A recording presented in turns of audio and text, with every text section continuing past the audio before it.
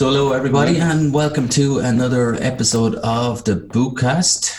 I'm your host Eugene Devereux from irishbootstrapper.com, and today my guest is a fellow Irishman, Dylan Goodison, aka Adventures of Goody on Instagram. Dylan, thanks for joining us on the Bootcast. Can you tell us a bit about yourself? Well, Eugene, happy to be here. Yeah, I can tell you a bit. I'm from Wexford. Actually, I haven't lived at home now for about 5 years. I'm 23 at the moment, and I've just been studying and traveling since I've left home, and now I'm currently living in Germany. I just moved here about 3 weeks ago. Very good, nice. Germany, which part? In Leipzig. It's a city just outside of Berlin. Ah, very good. Leipzig, cool. So Germany, so obviously in Europe. So how many countries have you been to so far? Altogether now, I've been to 38 countries, but I kind of find that a weird question, as I've heard you suggest to some of your other guests. Some people, they count airports, some people count just like a 1 hour trip, and I think it doesn't tell a lot about how well travelled you are by the amount of countries you've been to. Even though I've been to 38 countries, some of them have been a 1 hour city trip, or even like a 1 day trip, whereas other ones have been a 4 month life-changing experience, or 2 years that actually then you really get to know the country. So I've been to 38. Most of them, thankfully, have not just been 1 day trips. The funny thing is, I actually hadn't left Ireland and the UK until I was 18. So all of my travelling has been done in the last 5 years. Right. Cool. That answers that one. Did you ever have any bad experiences traveling, or? I have, to be honest. It's never went too wrong for me, but I'm the kind of person that I'm maybe a bit unorganized, or I'm always kind of seeking for the adventurous experiences. Then things are bound to go a little bit wrong. But I've had some things go a bit wrong, but a few come to mind. I was in Tanzania. I was 19 years of age. I went off solo, and I just arrived on the island of Zanzibar. Beautiful tropical paradise. One of my first nights there, I was lying off on a isolated beach. It was just past midnight, I think. Had the laptop set up in front of me. I was watching The Office, the US version of The Office. I was watching the last episode of that.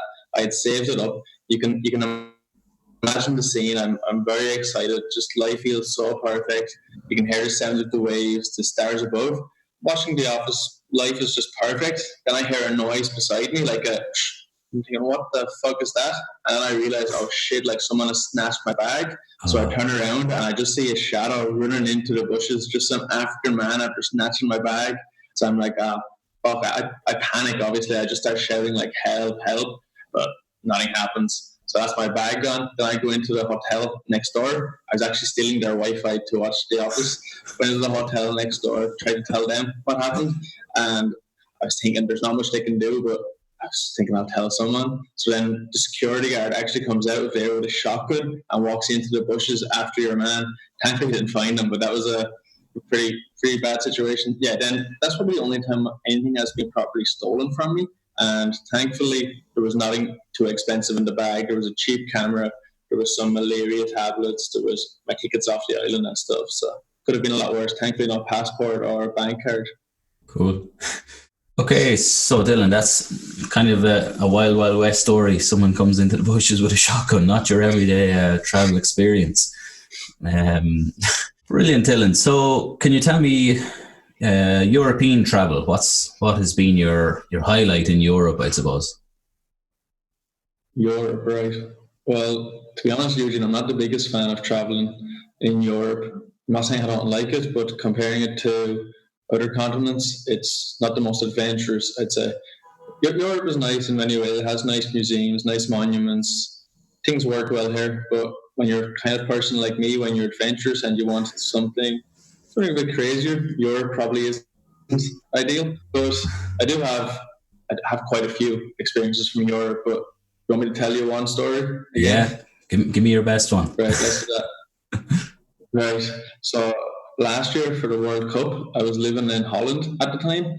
So France got to the final, as most of your listeners will know. So I decided I'll go to Paris, watch that. Sure, why not?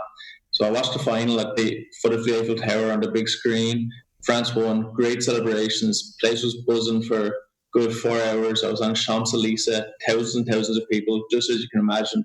Pure chaos, but all good vibes. And I left Champs-Élysées for maybe an hour, and I came back, and the atmosphere had changed.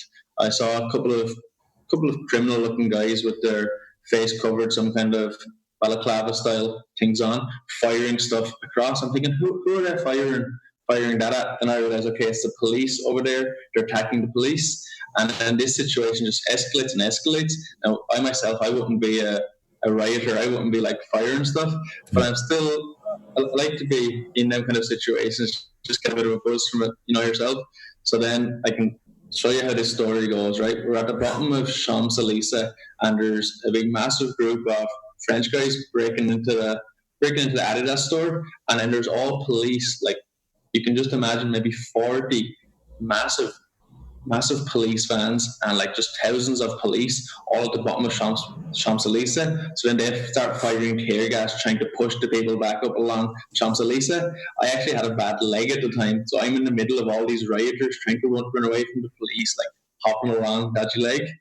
And yeah, we just get pushed up and up Champs-Élysées, and then I get caught in the tear gas. It fucking stings. It really stings the eyes it's a funny feeling, all right.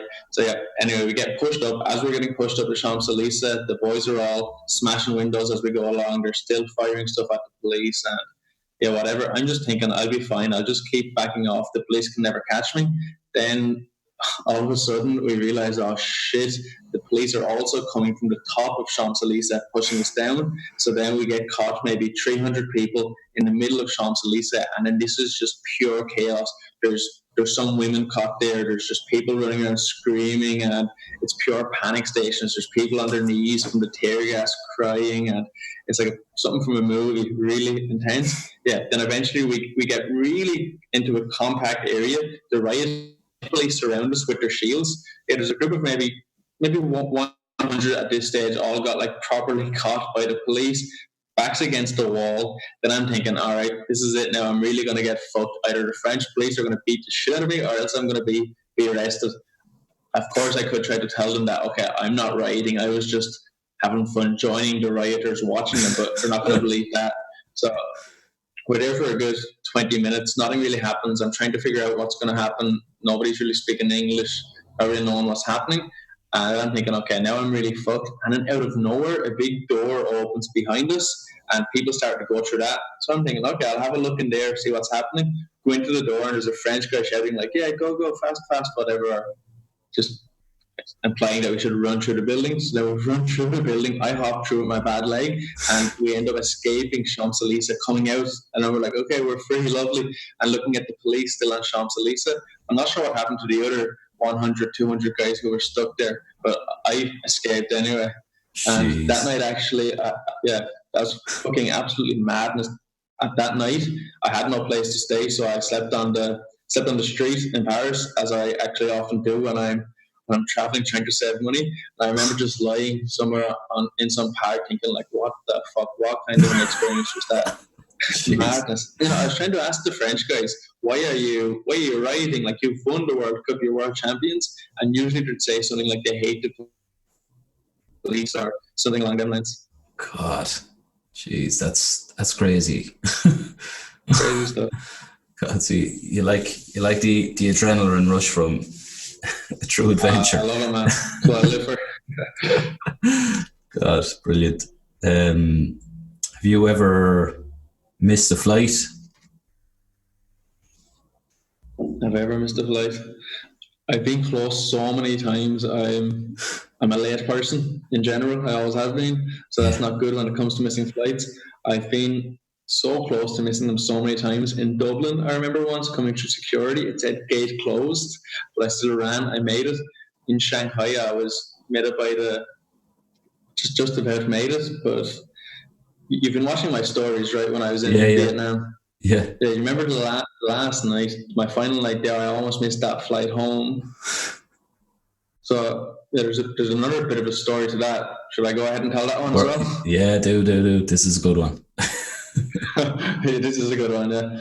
So, my final night in Vietnam, I was in Ho Chi Minh City, Saigon, and there's a big street there called Bui Vien. If you haven't been to Saigon and you do go, I would definitely encourage you to go there. You've been yourself, Eugene, have you? Yeah, brilliant, Yes. Pure madness there. It's like Koh San Road in Bangkok, but a bit rougher and a bit wilder. So yeah, I just went out on a night out there, came back to my hostel, which was on that street at about 2 in the morning, and the whole place was just shut down. There were shutters blocking it. Like I just couldn't get into the building.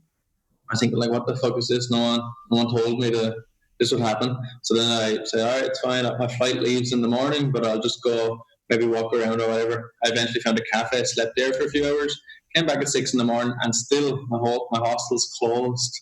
So I'm like, oh, okay. So I'm ringing doorbells, I'm calling numbers, I'm trying everything I can. Then I start to panic a bit, thinking, oh, this could be the time I miss my flight. And it's a big one as well, when you're leaving Asia to come back to Europe. That's not the kind of one you want to miss. Yeah. So so I'm doing everything I can to get into this building. I'm climbing over rooftops. I'm trying to get to the balcony.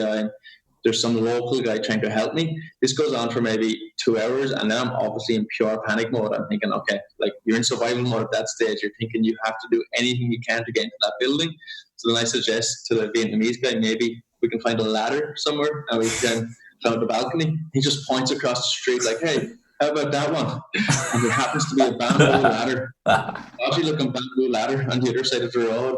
So I say, okay, I'll get it. Perfect, right? It's a gift from God. Perfect bamboo ladder. So I go over and get it, launch it up beside my balcony, and this thing it's skinny as fuck. It's shaking and everything. I eventually make my way up, and my heart is pounding, and I get to the top. Then I'm thinking, all right, this balcony door, it might be locked, it might be open. Let's see.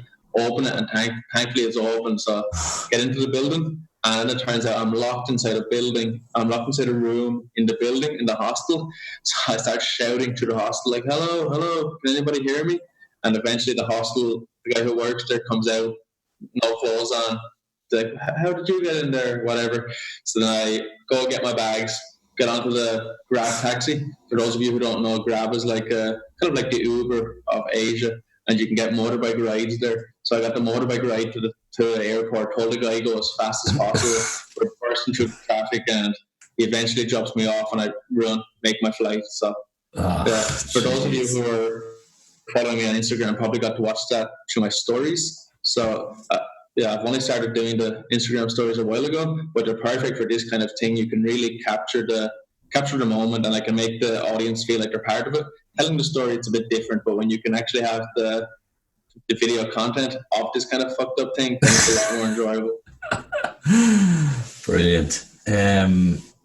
What would be, I suppose, if you were to give one tip to somebody going traveling, what would it be?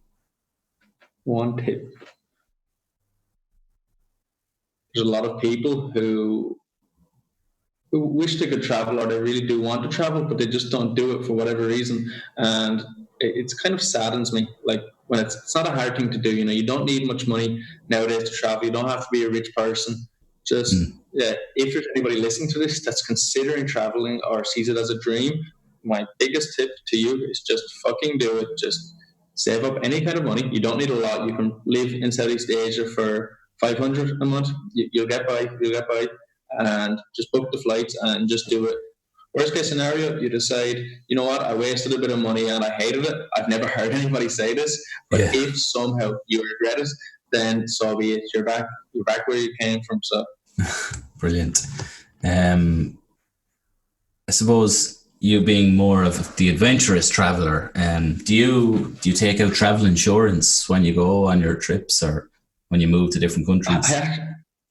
Funnily enough, I actually don't. That's something that I probably should do. I think it started when I was just traveling on such a budget that, like, even the travel insurance would have hurt my budget a bit. Now, I, to be honest, I could afford travel insurance, but still I'm winging it. I still haven't got it ever. Cool. Actually, no accidents. Yeah, touch wood. There's a good crowd actually. They're mentioned on my website, World Nomads. So a lot of the like digital nomads and people traveling for long term use those guys. Okay. Brilliant. Do you go to any like resources, or do you follow any other kind of bloggers or media online when you're deciding on to move to a different country or to do a certain trip? Well, I would follow a few lads or whatever, but to be honest, when I'm deciding if I want to go somewhere, it's more like I'm really interested in the place for whatever reason. My biggest interest in life, I'd say, is like countries and cultures and that. And right now, there's a long list of places that I really, really want to go to. So yeah, next time I go on a big trip, I'll just choose one of them and burst on. And in terms of living in countries, it's usually an opportunity that brings me there. For example, like studying or whatever like that. Then I'll think, okay, good option, and I'll just bounce off to that place. Brilliant. Dylan, it's been a pleasure having you on the Bootcast. How can people follow your journey, reach out, or get in touch? Right, so the best way would be Instagram. You can just follow me on adventures_of_Goody. Brilliant. So that's I post a lot of stories. My pictures aren't the best now, to be honest. I wouldn't be a picture fella, but for those who do follow me, they follow me just for the stories. I tried to capture some good adventures and shit like that. brilliant. So anyone watching or listening, so that's Dylan Goody, Adventures of Goody on Instagram. So adventures_of_Goody. Go follow him, check him out. Dylan, thanks a million for coming on the Bootcast, and hopefully we'll meet someday. Best of luck with everything. Thanks for having me. All right. Cheers. Bye bye. Bye bye.